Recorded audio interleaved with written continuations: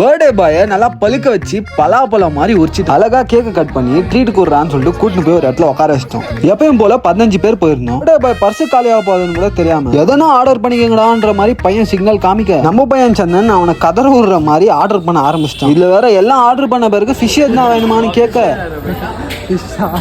இதை கேட்டு சந்தோஷப்படவா birthday boy நினைச்சு வருத்தப்படுறதா. ஆர்டர் பண்ண டிஷ் எல்லாம் பாத்தீங்கன்னா வேற லெவல்ல இருந்துச்சுங்க. பெப்பர் சில்லி சிக்கன் சொல்லிட்டு ஒன்று புக் பண்ணோம். சும்மா ஜூசியா செமையா இருந்துச்சு. சிலோன் பரோட்டா கூட அதை தொட்டு சாப்பிட நாட்டியம் ஆட வச்சிருச்சு. விஷயம் என்னன்னா நாங்க ஃபர்ஸ்ட் ரவுண்டே முடிக்க போறோம். பக்கத்துல இருந்த நண்பர்கள் எப்பயும் போல ஆர்டர் பண்ணிருந்தால லேட்டா தான் வரும் போல. அதனால நம்ம சந்தன் பையன் பாத்தீங்கன்னா பர்த்டே பாயை மட்டும் கூப்பிட்டு பாசத்தை காமிக்கிறாராமா. நம்ம பையன் இன்னைக்கு பர்த்டே பாயை மொட்டை அடிக்காம விட மாட்டான்னு நினைக்கிறேன். ஆசகார பையங்க எங்க 2 பேருக்கும் சேர்த்து ஆர்டர் பண்ணிட்டான். விஷயம் என்னன்னா பக்கத்துல இருக்கிற நண்பர்களுக்கு சைட்ஸ் மட்டும் தான் வந்திருக்கு. சில்லி சிக்கனை மோப்ப பூச்சி பாடி பில்டர் நண்பர் அங்கத்துல இருந்து இவ்வளவு தூரம் வந்திருக்கு. இதுல கிளம்புறோ நீ டயட்ல இருக்கிறதானே.